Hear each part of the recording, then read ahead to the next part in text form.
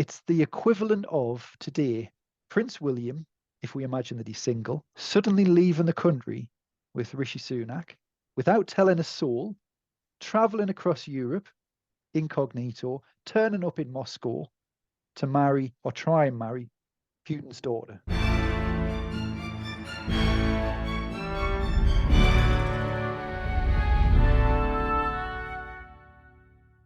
Hello and welcome to the pod, and it's Charles I's early life all the way up to the Civil War today. Now that should mean that we're all good for the 17th century and the Stuarts for a while. If they're your bag, you can get the Stuarts and the Gunpowder Plot, the trial and execution of Charles I, Charles II, and the Civil War, all on this pod, so do check them out. Today, Mark Turnbull joins us again. He talks about Charles's illnesses during his childhood, his unexpected elevation to Prince of Wales, his lads' weekend to Madrid, the equivalency of which Mark described at the top there, and then the bad-tempered relationship between King and Parliament, which led to civil war. Mark reveals who actually began the Civil War. Was it Charles or Parliament? Mark thinks he has the answer. Coming up, I've got World War II Italy with James Holland, the Vietnam War and the My Lai massacre, as well as our Books of the Year conversation when Roger Morehouse, Antonia Senior and Richard Foreman join to have a chat about their favourite books of the year. Our Great British Commanders series continues with the controversial choice of Douglas Haig, or Butcher Haig as he was called, and much, much more. So please, listeners, I ask of you, help me grow the pod by giving a rating or a review or share with friends. I've had many comments in the last few weeks that are really touching, so thank you. But I'll stop gassing and I'll hand you over to me talking with Mark Turnbull on Charles I.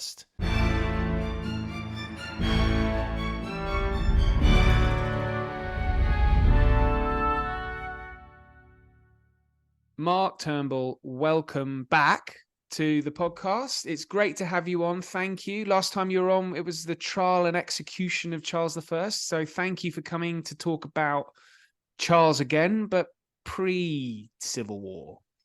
Yeah, we're going back to childhood, aren't we? So we've gone from end, we're going back to the beginning. Indeed. So yes, listeners, please forgive me for arranging it in the wrong order, but it's actually Mark's fault because he was writing a biography of Charles I. It's now out. It's called Charles I's Private Life, and it covers Charles from birth. And today so it's a really exhaustive biography, but today we're going to be talking about Charles pre-Civil War. So our discussion today, we're going to start with his birth. Well, not literally with his birth, but from when he is, from his childhood all the way up to the opening shots of the Civil War. And so Charles is and if you're interested in Charles's end, you could probably listen to this and then go back and listen to the trial and execution. And Mark, it's fair to say, is probably, he obviously has a huge interest in Charles, but I think believes Charles has been misunderstood in many ways. And I think that's certainly true because most of us look at Charles through the prism of the Civil War. And really the sort of 40 odd years, his 40 years of life before that, it's certainly worth exploring. So Mark, if we just kick off with it's important that we get the chronology and the family ties right, really, because yes, he's the son of James I, James VI of Scotland, James I of England, but it's not quite as simple as your classic father-son destined to inherit the throne, is it? No, that's right. So Charles, when he's born in 19th of November 1600, he's the third child of James VI of Scotland and his wife Queen Anna. The third child, and the eldest child is Arthur. Well, the eldest one is Henry. Right. Gosh, I'm making terrible errors already. Oh, you were thinking of Arthur and Henry VIII. Is it? I am. Yes. Oh God. Yeah. So his eldest brother is Henry, and he's actually what was the childhood like? Did we know much about whether he got on well with his elder brother? So King James and the child. I mean, it was, you might expect for the times and how brutal it could be. not exactly the most stable of childhoods. But as they went, James and Anna were quite loving parents. The eldest son, Henry, was a glittering, amazing, child, developed into an amazing young man. Then the second born, Elizabeth, who later became Queen of Bohemia, so Elizabeth of Bohemia. And there was a daughter who died very young, and then Charles came along. So Charles, really, with these two elder siblings, Charles was quite a sickly child when he was born. A rush christening because it was thought that he wouldn't survive. He did survive. He clung on to life. And the first few years of his life were extremely difficult for him. Debilitating illnesses, not being able to walk and talk for a significant period in those first few years. And imagine he's in Dunfermline Castle. That's where he was born. That's where he grew up, and he was placed in the care of Lord Fyvie.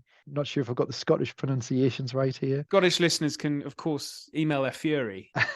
But because he's born when James has not inherited the English throne. That's right, yeah. So at that particular point, 1600, James is King of the Scots. He's been King of the Scots since he was 1 year old. But it's been a very turbulent time for James. He's had kidnap attempts.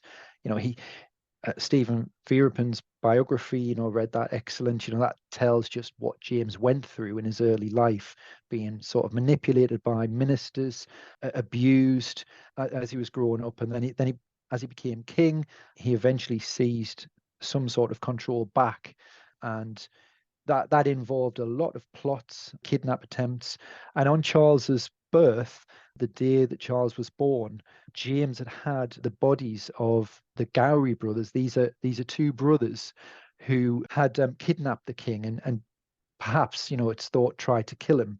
We've only really got James's sort of side of things because, as I say, they were killed in the attempt. But certainly James had a long history with the Gowrie family, and he had their bodies hung, their rotten corpses hung on the day that Charles was born. So particularly gruesome shadowing, considering Charles at that point is clinging to life as well. From that beginning, Charles goes. It's a very slow start, but eventually it does go from strength to strength. There's definitely a loving relationship between the king and the queen and their children. Anna's a loving mother, James is a doting father, and it's only as his heir Henry grows older that there becomes that rivalry, I think, between James the king and his eldest son. But there was never that rivalry really with Charles, because Charles was the spare. Charles was the weaker one, seen as the weaker one, the ill one. It's quite sickly. So James had nothing to be threatened from Charles.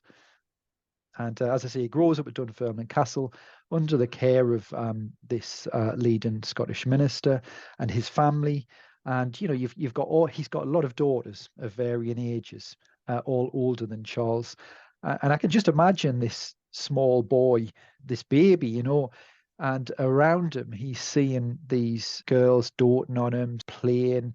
And as Charles gets older, he can't engage, can't really speak, he can't really walk. And the frustrations that must have brought as he's getting older, 3 years old, and he can't walk. He has a nanny sort of leading him down the corridor, trying to help. And do we know, I mean, it's always difficult in history to diagnose people through 300-400 years ago. Do we know what it was, or what kind of illness he was suffering from, or illnesses? It is thought, and I've read papers that have put forward rickets as one of them. So his joints weren't knitted together at the time when James inherited the throne of England and he travelled south. The whole family eventually followed him, but Charles has left in Dunfermline on his own. So he's the last member of the royal family that's in Scotland, and that's because of health. But the physician that James sends north just to check, in 1604, so in Charles's 4th year, whether he's fit for that journey, the physicians finding, his teeth and his stomachs, not in order. Again, joints are mentioned, not formed properly, joints, and can't walk. And then you get some reports from the physician, really, which you could claim that they are made to look better than they are, because his ultimate goal is to get Charles south to London. So really, he needs Charles in a fit condition. So potentially, he's over-egging the situation. And then when Charles does eventually get south, I think that's when maybe some of the reality kicks in, and the man that takes over care realizes that Charles is in a really vulnerable position. Still can't walk really, can't talk properly. How old is he when he heads south? So he's just a couple of months before his 4th birthday when he arrives at the court in England. And what a mammoth journey that was, So that's another thing that you It's a can't mammoth journey underestimate. now with the useless train system. Yeah, yeah. Back then, he's traveling, he's stopping off at various points along the way, and you see him. And this is what I found when researching the biography. He's actually stopping off in Yorkshire at the seat of the Straffords. So, well, I should say the Straffords, the Wentworths. Now, the 11-year-old, I think Thomas Wentworth was 11 at the time when Charles is 3, and stopping off at that family seat. And Thomas Wentworth, obviously went on to become Earl of Strafford and Charles's chief minister. And it was his death, it was Wentworth's execution, that Charles never forgave him for. But that meeting, curiously, he was at that house with the family, age 3. Could those boys have met at that point? Could that be the first meeting of Charles and Thomas Wentworth, Earl of Strafford? And then, a little bit further down country, there's notes to say that Charles is thoroughly enjoying this trip. He's watching the game being brought back from hunts. Perhaps is that where his love of the hunt started. Dancing, music, he calls for music. He's quite a jolly little boy, considering everything that he's going through. But this must have just been his life starting, from the confines of Dunfermline. People are flocking to him to see him. He's no longer an irrelevance. But what has stuck with him is that sickly start. And I find that even now, even when we look at historic royal palaces who produced a video of Charles's execution, it really, and this was just a couple of years back, it really goes to town on Henry, saying how great Henry was. When it comes to Charles, there's very little said apart from sickly. Nadine Ackerman, when her biography of Elizabeth of Bohemia, Charles' sister, was published, leading newspaper headlines were "weak brother," and that sort of it's that opinion. That's one of the things about Charles that's just carried forward, that he was nothing really but just a sickly child until perhaps he was 11 or 12. But he must have been mentally strong to get through all this. Completely, yeah, and I think that's the really interesting thing here. So he goes on and there's siblings that follow Charles, but they are 3 of them, and they come and go. So Charles always ends up being the youngest child because they die young. Now, for him, on such a shaky ground when he was born, I really can't help but think that he would, across his life, have thought, well, why me? Why did I survive? What does God have in store for me? Why is he? And at that particular point in time, people did look for near-death experiences as God's favor, God's sparing them. And Charles certainly had a lot of those. He must have thought. And then when Henry died, when Charles was 11, it must have been, well, actually, what is God's plan for me? He's put me in that position of being king. And of course, that feeds into divine right. It adds that sort of the confidence, perhaps, that Charles was lacking as a person. It makes up for that when he thinks about what he's gone through. He's gone through the gunpowder plot, where he was meant to be bunked off with the rest of the royal family. So he would have died in the gunpowder if it had exploded, along with his father and elder brother. Yep. So Charles had only just got to England in August 1604. Parliament was meant to meet in 1605. It was postponed a number of times because of plague. And actually, the plague saved the Stuarts, you could argue, because that gave time for the plot to unravel. And yeah, you've got Thomas Percy visiting Charles's lodgings and questioning some of the servants there. What's his routine? Because they know that if they are to get Elizabeth his sister on the throne as a puppet queen, they need to eliminate not just James, but eliminate Henry and then Charles. How they were planning to eliminate Charles is uncertain, but he had to go. Henry would have gone to Parliament. He would have been blown up. There was talk of Charles going to Parliament. You see, dual garters being made ready for Henry and Charles. So there's a question of whether Charles would have been there. But if he wasn't there, then plans were afoot to kidnap him. I see. And so I guess that will become more relevant as he grows up and becomes more firm on his religious beliefs. But with the death of Henry, you just talked about, divine right and perhaps his childhood influenced that belief. Was the death of Henry when, I think Henry was 18 years old when he died. So Charles was 11 or 12? 11. It was just before Charles's 12th birthday. And so did that therefore mean that Charles viewed from that moment, he thought, well, I am the chosen one in a way, because Henry was such a sort of favorite son and, a strapping lad. That's it. Yeah, I think, but just before that though, when you've got Charles growing up, he grows into a really robust, healthy young boy and then young lad. He doesn't have Henry's stature.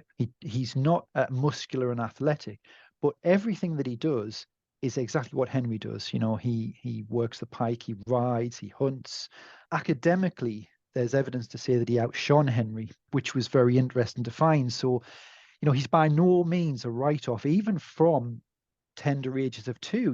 He's been suggested as a king of Scotland so that the Scotland retains the status of a kingdom. Oh, split the throne. Interesting. Yeah, just titular, really, but at least it keeps Scotland as a kingdom, even though James is in England, and just pacifies Scotland as well. Just keep that balance between the kingdoms. Then you have suggestions, even when he's 3-4, of being a viceroy of Ireland. There's even suggestions in the Spanish Netherlands that Charles, his destiny could be to marry into there and get the governorship of the Spanish Netherlands, be an English overseer there. But definitely one of the really quite interesting aspects I found in those early years was Venice. This continuous evidence coming forward of Venetian ambassadors paying particularly special attention to Charles, and that he wanted to be a soldier in the service of Venice. And that's just totally at odds with what we think of Charles, especially at that age, So you've got biographies in the 1650s saying that he was crawling like a beast until the age of 7. But actually, aged 4, you've got Charles with an arquebus over his shoulder, marching up to the Venetian ambassador saying, I'm going to be, your general, and the Venetian ambassador's encouraging that, saying, you'll be a big, brave general, we're sure that you'll work wonders. It's a very tender image, isn't it? As soon as Henry dies, Charles goes. As a character, his person, Charles the man, vanishes because there is a tidal wave of emotion and a tidal wave of expectations that completely swamps Charles. He has to be Henry, basically. And from that point onwards, he tries to satisfy everybody, that he can be Henry. He can be just as strong as Henry. He can do everything that Henry did. He can be a good king. He can be a good Prince of Wales. The burden of expectation must have been immense. And no more so than Henry's funeral, which again was just such a striking moment that Charles, aged 11, had to lead that funeral through central London. He was the only member of the royal family present. His father, his mother, and his sister were grief-stricken. They locked themselves away. James went into the country. He couldn't face. And this 11-year-old boy is leading this funeral procession through London and leading the nation in mourning. And it's so incredible. This is, I'm sure everyone listening will be thinking Prince Harry with his mother. Exactly. Similar age. It's a horrific experience. Yeah. And that's exactly what I'd written in the biography. You know, that when we look at the comparisons here, and there are so many strange comparisons when you compare the funeral of the late Diana, Princess of Wales, and Prince Henry in 1612. So many strange comparisons, and there is Charles, aged the same as the same age as Prince Harry. Conducting himself in the same way, you know, and you've got records that the public were distraught in the streets, you know, and people are recording that they've never seen this level of emotion before in 1612, and Charles is leading this. Wow, that is so many echoes from 1997, and Yeah, yeah, that's extraordinary. We won't speculate. Well, I guess, you know, one could say that Harry is he's really fortunate not to have to go through actually being the monarch and remaining spare. But let's leave Harry for now. When he's now Prince of Wales, what happens with the coronation of as Prince of Wales, and how did that work? so really, and this is where everything changed for Charles, not just in terms of what expectations were, but the dynamics with his father. So James had never had that rivalry, didn't feel threatened. But as soon as Henry died, and he certainly did feel threatened by Henry, as soon as Henry dies, James doesn't invest Charles as Prince of Wales. He doesn't give him the lands and the income that Henry had had. Charles is very much kept under the cosh, you know, as if to say, right, we've seen how difficult that was before. Plus, James, you know, and the monarchy is in a parlous position in terms of finances. So really, he's lost Henry. He's lost the chance at any income from Henry's marriage. So at this point, the lands devolve to the king. The king doesn't give them to Charles. You know, so Charles is not drawing the income. So really, for Charles, it's no change. There's the burden of expectation, but there's no formal investiture. There's no ceremony, initially at least. There's no income. Right. So, I mean, that's enough to that would irritate him, presumably. And I'm not sure that it would irritate him because, you know, thinking about the character that he was, that was described up to that moment, he was always keen to please. You know, people say that he was sweet, kind. There's reports saying he's absolutely no politician. He's not the cutthroat nature of the court. He's not part of that. You know, he can't. You know, Does he that mean doesn't then he fit can into be that. easily manipulated? Because he did have friendships. I'm thinking of Buckingham. You've mentioned Strafford later on, who were hugely influential on him. Yeah, and this is the thing. There was always that lack of confidence, which stemmed from numerous things. But then at that point, when he becomes Prince of Wales, he does have a solid core base around him. He's got his tutor, Thomas Murray, who is a very, very good role model. Thomas Murray is he's got Charles. He's developing Charles, so he gets almost war game models from abroad, brings them over to show Charles troop and sort of dispositions and things. Um, he also puts Charles, with the king's permission, of course, he puts Charles in touch with foreign ambassadors, foreign heads of state, and Charles. The one area where King James doesn't restrict Charles is foreign affairs. So you have Charles having audiences now with foreign ambassadors and building up knowledge that way of what's going on in Europe. How's the balance of power playing out? Where's Britain's role? What's his role? You know, because now he's not only inherited Henry's medal and art collection and books, he's inherited Henry's prospective wives. So he's put straight into that marriage market. Oh, yes, we've And got to for talk about this disastrous trip to Madrid. Yeah, but for 10 years, you've got that hanging over Charles's head. Now, is he going to take the Infanta? Is he going to marry France? Is he going to marry into another house? That did frustrate Charles for sure. And that brought a breach of just everything again. So another sort of watershed moment when the crunch came on the marriage. Yes. So let's talk about that. It sounds like a sort of a little bit of a lads' weekend, extended weekend in a foreign European city, such that is quite common nowadays. But this was with Charles and his big friend, his great mate, the Duke of Buckingham.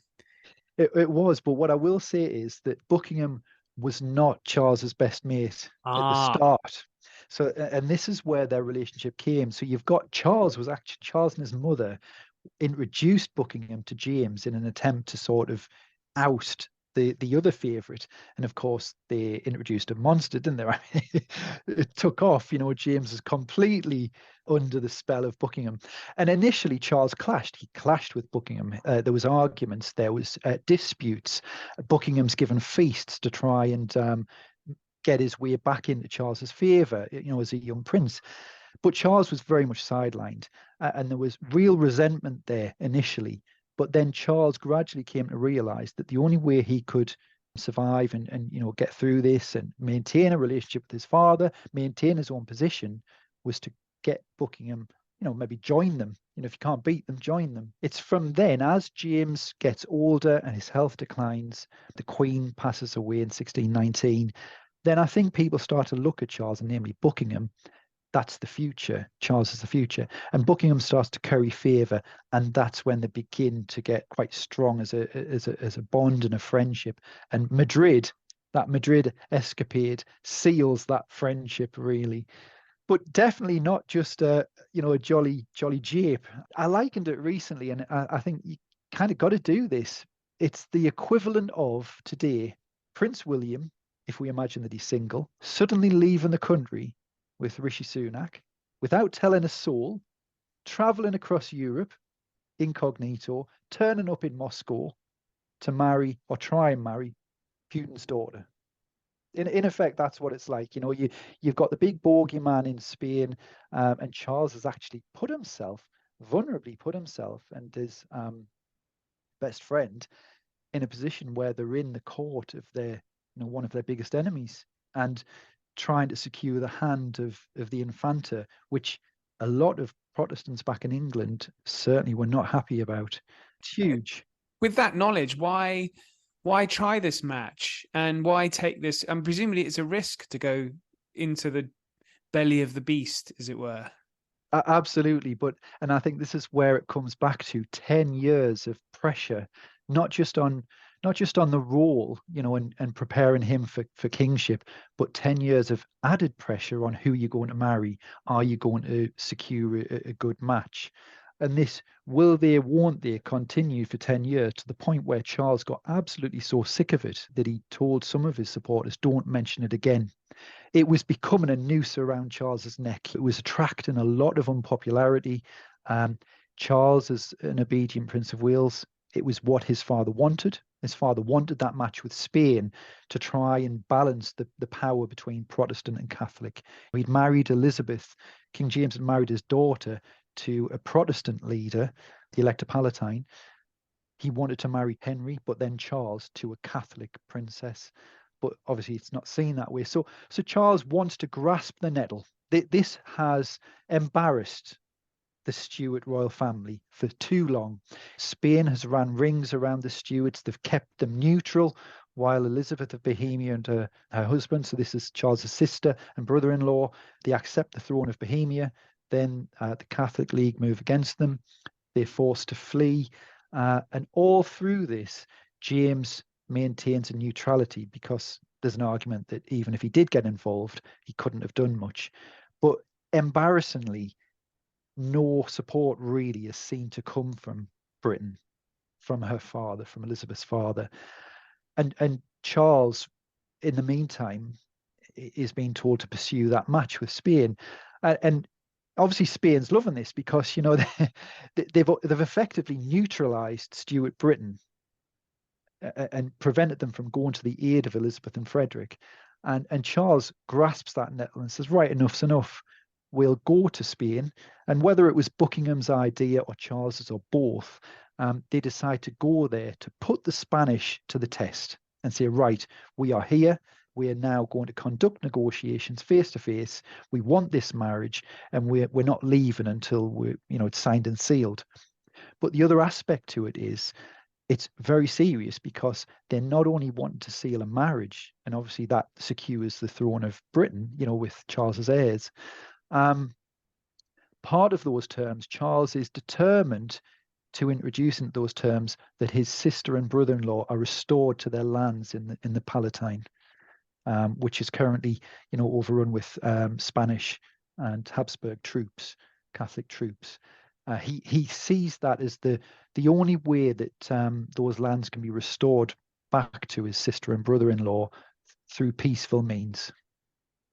And unfortunately, it doesn't work. Well, yeah, it doesn't work out because, I mean, he does marry a Catholic princess, but not the Spanish one. He marries Henrietta Maria. Our listeners may be familiar with Henrietta Maria. It's a fantastic book by Leander de Lisle. I spoke with her, I think about a year ago now, actually. And Henrietta Maria, is this very strong-willed from two incredible European dynasties, the Bourbons and the Medicis. How does the marriage come about? And was it a good match, a match made in heaven? I mean, subsequent events would suggest yes, but was that what people thought at the time? You could argue that Charles was on the rebound, so he left Madrid. He had seen Henrietta when he was traveling to Madrid briefly, act on in a court mask. He then returns to England, and is the primary purpose of Charles and Buckingham on the return to England is to get a war with Spain. They've tried to marry into Spain. Now they want war. And James, the peacemaker, doesn't want war, gets carried along a little bit, sends some troops across to Europe, but nothing comes of them. And there's a lot of embarrassment about that because, again, it just shows Britain up, really. I think that's when Charles thinks, right, well, who am I going to marry? There's always that seesaw with France and Spain. So all through Henry's life and all through Charles's earlier years, it's that balance. Well, if you don't marry Spain, do you marry France? Or do you go for a duchy, a European duchy? And I think really it was the most logical thing, because it had been drilled into Charles and drilled into a lot of people. Well, it's going to be a Catholic princess, but just who? And with Spain out the running, I think naturally France was next. Yes, Henrietta Maria. So, I mean, we know quite a lot about her from Leander's discussion, but it's just interesting. That's from Henrietta's perspective, or as much as Leander can get into the head of Henrietta's perspective. It's interesting to know what you think from Charles's side about Henrietta Maria. Well, I think there was initially an expectation that because Charles had done so much to try and secure the Infanta's hand, it was important not to look as though Henrietta was sort of a weak second choice, or that he wasn't willing to do the same. So, you've got situations where he's making it clear, I'm just going to jump on this ship and sail across to France and get her. And he almost has to say that because it looks lame if he doesn't do something like what he's just done for the Spanish. So, there's such long delays for Henrietta and the marriage sort of being concluded and then coming across to Britain, that Charles is pining on top of Dover Castle, looking out across, for example, and the correspondence, the gifts that he sent. Charles is invested in it. He wants to marry her. He's in love with the idea as well as the portraits that he's seen. He is a chivalrous knight. I think that's the thing about Charles. He has this deep-rooted chivalry. He wants to be a faithful husband. Family, that core honor of Charles. And so I think when they meet, they're certainly very happy. They both express happiness to meet. It's quite a tactile meet. Charles is famed for being formal, but he's embracing her, showering her in kisses. Very happy, very happy. They travel from Dover back to Canterbury. He takes her to London. He wants to show her off. He wants to get into London because he's now king. Yes, we haven't mentioned that. We should have mentioned that, shouldn't we, actually? Because his father dies in, I think, is it 1625? That's right. Yeah, March 1625. James was increasingly sicker towards the end. I think he was 58 when he died. And Charles was a chip off the old block politically. And I think a lot of people saw that, and they weren't particularly happy with James's politics and what he did and his religious outlook. But they would go along with it, not least because they've seen the gunpowder plot, for example, and how devastating that could have been. And it maybe worries people into compliance. But now you've got a new monarch. That's the time for these people to stand up and say, well, actually, we want something different. And you hear that murmur underneath at this time of it starting up in Scotland, messages coming to the king's Scottish courtiers saying, if he can do anything, get him to reverse some of these about his father. He'll be loved by all of his people if he just stops this policy. What are the policies? What are the laws that are causing upset in Scotland and in England? In Scotland, religious-wise, so it's James's advocation of bishops, episcopacy, and James had started to take some amendments to Scottish, the kirk and religion, and it was felt that Charles would continue them, or some Scottish nobles thought would be too weak to stop. And why didn't the Scots want this kind of change? What they were afraid of is that he would continue this and take it to the next step, which James had failed to do. And that was the worry. And who would have the king's ear? Because those people with the king's ear. So it's a loss of influence amongst courtiers if these changes go through.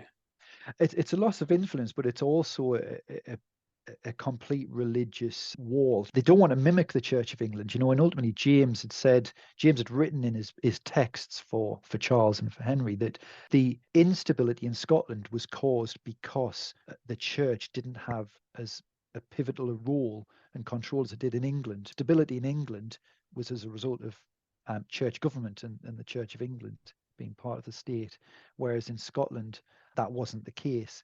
And I think James would have loved to have brought Scotland in line, but he knew and he could see, he had that political astuteness to see that he couldn't deliver it really, or if he did, he could only do it by small steps. There was a definite desire to stop that and actually reverse some of the steps that he took. And then in England, there was a desire for some political change as well, because again, the king had patronized Buckingham. Buckingham had offices galore, he had positions galore, money galore, and certainly there was a feeling that the king needed to be reined in. And the only way that Parliament in England could do that would be on the purse strings. So from the very start, Charles comes up again. He thinks, well, I've acceded to the throne. He's finally fulfilled his destiny. He's got genuine desires to be a good king. He wants to stand up for the Protestant cause in Europe, for example. And what he's met with is, this is not saying that simply Parliament say, okay, well, we're not going to give you the revenue income that we've given all monarchs before. But what they recognise is a fear that, where is this going to go for us? We want reform as well. And this new king seems set to deliver and just try and do more along the lines of what his father did. So it was very much, we're not going to grant you the income that we've given other monarchs for life. We'll give you it for a year. Now, Charles is naturally, stopped in his tracks here, thinking, well, I've got all of these expectations to meet, and now I'm being told that I'm not going to get these finances. Basically, you're going to be held to ransom. From there, you've got the two sides. You've got Charles with a Catholic wife. You've got Puritan and staunch Protestants in England worried about that. Where will Henrietta Maria potentially take this? Where will Charles take it?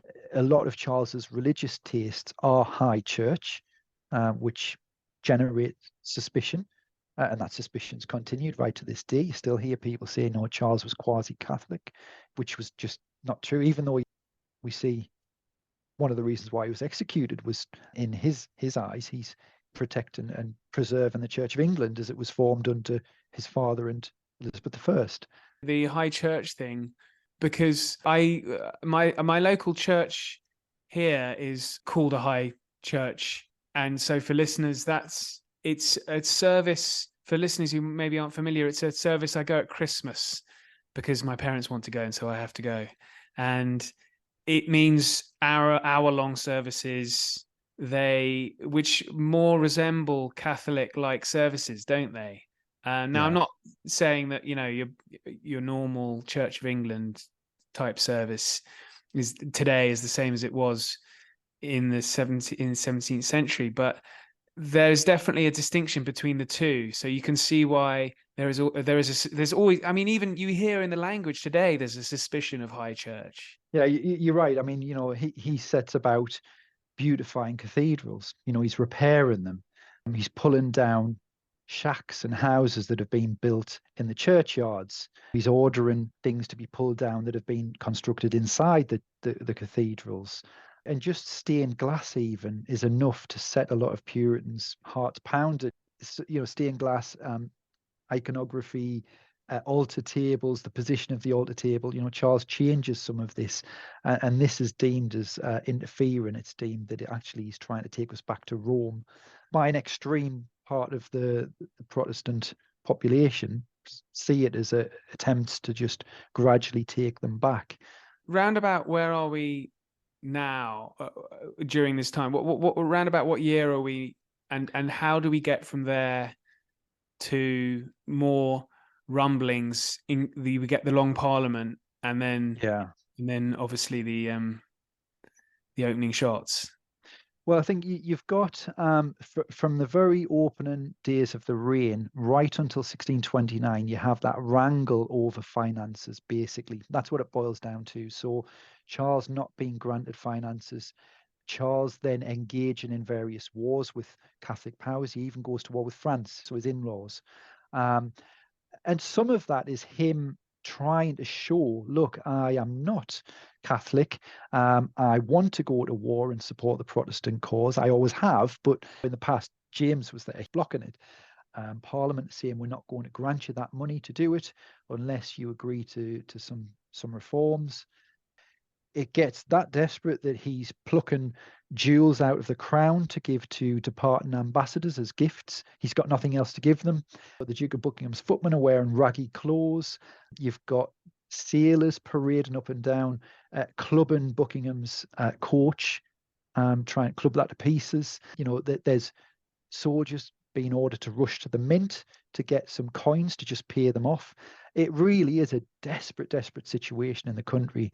Ultimately, there's only a faint glimmer when the likes of Thomas Wentworth, who we've mentioned before, he's a critic of King Charles at first, but he's the one really that starts to push to give the king some financial grants. And eventually that comes when Charles makes some concessions called the 19 Propositions. Buckingham's murdered, so we're talking up to 1628. 1629, Charles dismisses Parliament altogether, and that ends on a bang because they hold the Speaker in the chair and pass resolutions, even though the King's ordered them to go. But in the meantime, I think what you've got there is Charles behaving differently to his father. His father would have clapped them all in prison immediately. Charles doesn't. Charles is slow to react. And all the time, I mean, he has problems in Ireland as well, doesn't he? I mean, it sounds like he's got these problems from the religious side. He's got financial problems, and then he's got a realm problem with Ireland rising. He's basically got a ticking time bomb, really, that's set off with three kingdoms being pulled together. Looking for the War of the Three Kingdoms, the Civil Wars. What's the catalyst? Then it has to be Scotland.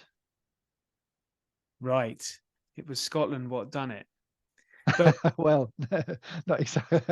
Yeah, I think many people might blame him, blame Charles himself. Yeah. I mean, certainly parliamentary forces thought that.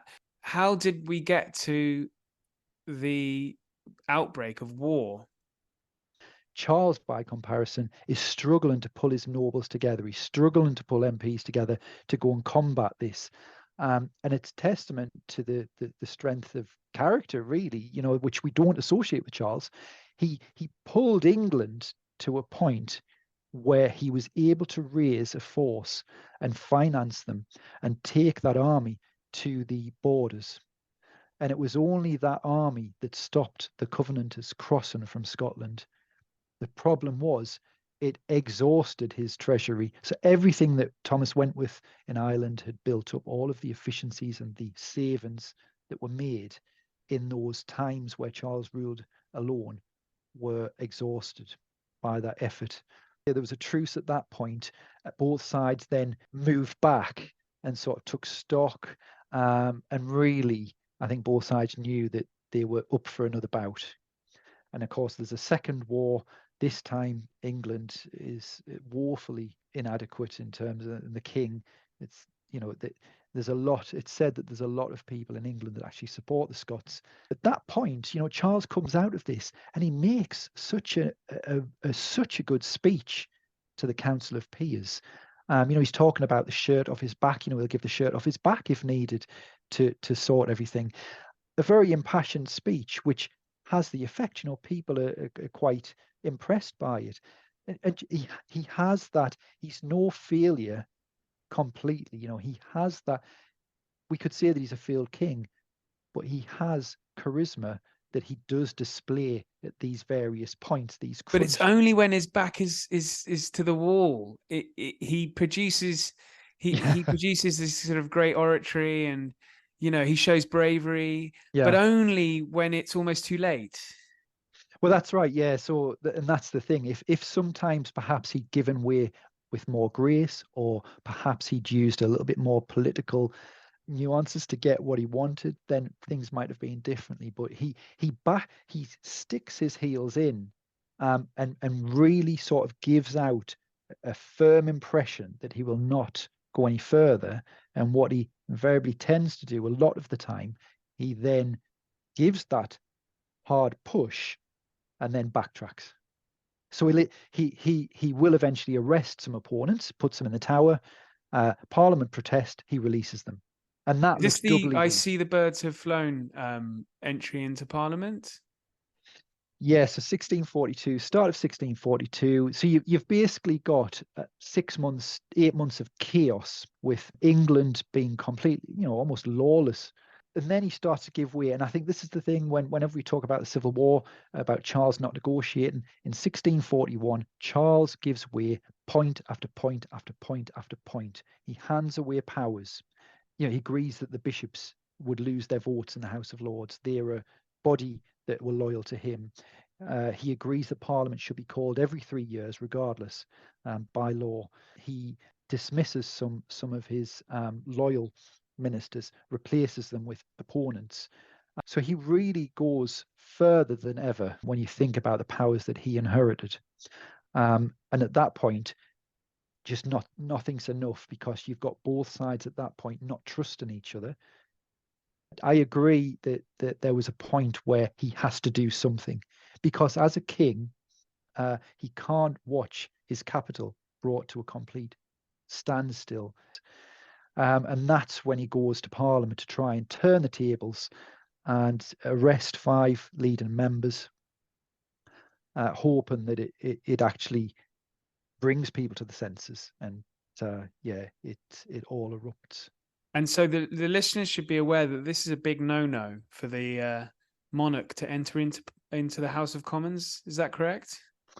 It wasn't so much then. It wasn't the done thing.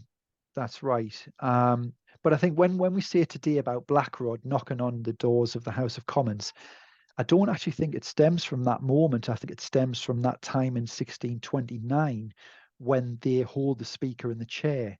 Because what Charles is doing there is he's in the House of Lords, summoning the House of Commons to him so he can dissolve Parliament, but they refuse to go. And that's when the Black Rod goes to the door and knocks, and they just refuse to go. So Charles dissolves Parliament without the MPs being present in the Lord's chamber, which is a very big thing. That raises a lot of eyebrows, thinking he's just gone ahead and dissolved us, and he hasn't even done it with MPs present. Yeah, massive constitutional breach, really. Well, he would argue that his MPs have barricaded them in the chamber, barricaded themselves in their chamber, and they're refusing to dissolve, and they're holding the speaker in the chair. So for him, he just thinks, right, well, I'm going to proceed. That's outrageous behaviour. That's not constitutional. So I'm dissolving Parliament. I mean, that's the sort of immovable object against the unstoppable force of, you've got divine right on one side, and I suppose really the Parliament's belief in the Constitution on the other. I think it's desperation. I think, there's two beliefs there. Neither of them you can see as sort of constitutional or oh, they're both the wrong. norm. Yeah, well, not even wrong, I would say, but I just think it's got to that point where, both sides are not going to respect each other's opinion, and they are actually outright hostility against each other. We're round about end of time, so relations between the monarch and the House of Commons are now completely collapsed. How do we get from that to armies on the march? I mean, Charles goes to Oxford, but am I getting my timing wrong? How do we get to armies in the field? 1642, the attempted arrest of the 5 MPs, January 1642. It rapidly descends into chaos. You got Parliament in March of that year saying, we want control of the militia, and that is a royal prerogative. That is firmly within Charles's legal rights. He refuses to part with that. By God, not for an hour. Or he's saying, you've asked of me that which has never been asked of any of my predecessors. And Parliament say, okay, you're not willing to give it, well, we're going to take it. So we are able to say that we're going to pass that in the House of Commons, the House of Lords, and by law we'll take it without royal assent. And of course, that is often seen as the break between the two. And I think that firms people up into the opinion of, is this a really unlawful act of Parliament that I can't support, and the king is actually the more lawful institution to support? Or do I actually think, well, yeah, it's got to this, and I agree that Parliament, for their safety and for ours, are right to do this. They need that militia away from the king, because who trusts the king with an army? And that's when you've got the divide. You get the point in April where Charles is in York. By that point, he's not got very many people around him. Parliament's talking about armies. He's talking about raising men. And he raises a lifeguard. Parliament protest against that. He goes to Hull to try and secure the munitions in Hull. He's turned away by the governor, who's been appointed by Parliament. So Parliament have already started appointing governors of fortresses without royal authority. He gets turned away there, very embarrassingly so. What you need then is a formal start to a conflict. And at that point, the conflict is just England. So it is the English Civil War at that moment. Scotland are not in arms against the king. Ireland is in rebellion. Ireland has a rebellion of its own between Catholic and Protestant. Where's that point when formal war in England starts? And a lot of the time, it's said it's in August 1642 when the king raises his standard. Now, what I'd counter to that is some research that I was doing has showed, and that's where we see nowadays, we see the tyrant king who declared war on his people. But it can't be further from the fact. Back in August, Parliament, before that standard was hoisted in Nottingham, Parliament had actually declared that they were intent on raising men and putting their lives on the line for their cause. In effect, they are declaring war on the king's supporters, not the king, but his supporters and those people around him. The king, when he raises his standard 3 weeks later, he's reacting. If you've got your parliamentary body saying that they are engaged in a necessity to take up arms, and they've commissioned the Earl of Essex to kill opponents. In fact, get the full wording of it, it's something like kill, destroy any opponents. You can't sit back and do nothing. If that is not the start of a rebellion for any monarch, then what is? So he has to do something, and he raises his standard 3 weeks later. And yeah, the rest is history. The Civil War has begun. Yeah. Well, It's interesting because so often, two things really that spring to my mind hearing that is that history is often a little bit more complicated. And so we shouldn't necessarily believe the second point that sprung to mind, which is that often the victors write the history, not all the time, but often. And in the Civil War, it's been that Charles went to war against his people. But as you've illustrated today, it's a little bit more complicated than that. Absolutely. Yeah. The problem with the civil wars and the wars of the three kingdoms is it's so complicated because you've got so many threads in it. You've got religion, you've got clan, and then in terms of the reasons for the war, you've got social, you've got economic, you've got political. There's just so many threads to it that motivated people to go to war. You do have to step back sometimes and look at, well, is that true? Even though it's been said 300 years and it sounds like a good soundbite, is it actually true? Is that reflective of? I mean, I was shocked to see that, when I read about that declaration from Parliament. I mean, that sort of almost turns on its head everything that I thought I knew about the start of the Civil War that you read in history books, mainstream history books across the years. Venetian ambassadors even writing home saying Parliament's just declared war on the king. Well, whenever you read about the Civil War, it's the king declaring war on Parliament. So, but then that does open up other avenues to say, well, actually, Parliament had no authority to declare a war, so you can't say that Parliament declared war on the king. But I think what we can say here is there was clear formality-wise, because they were both at each other's throats before that.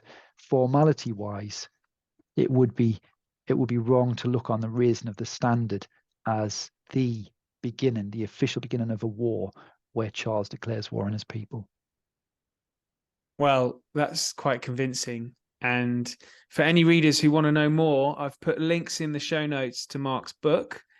And you've written an interesting article about what you've mentioned just in the build up there about Hull and the siege of Hull. And so that'll be very interesting. And so, Mark, it just leaves me to thank you very much for coming on and talking about Charles I's private life. Thanks And very much, Ollie. Yeah, thanks for having us again. it was Thoroughly fascinating. enjoyed it. Yeah, well, best of luck with the book. Thank you. Thanks so much for listening. Please, please, please share, rate, and review. And until then, thank you and good night.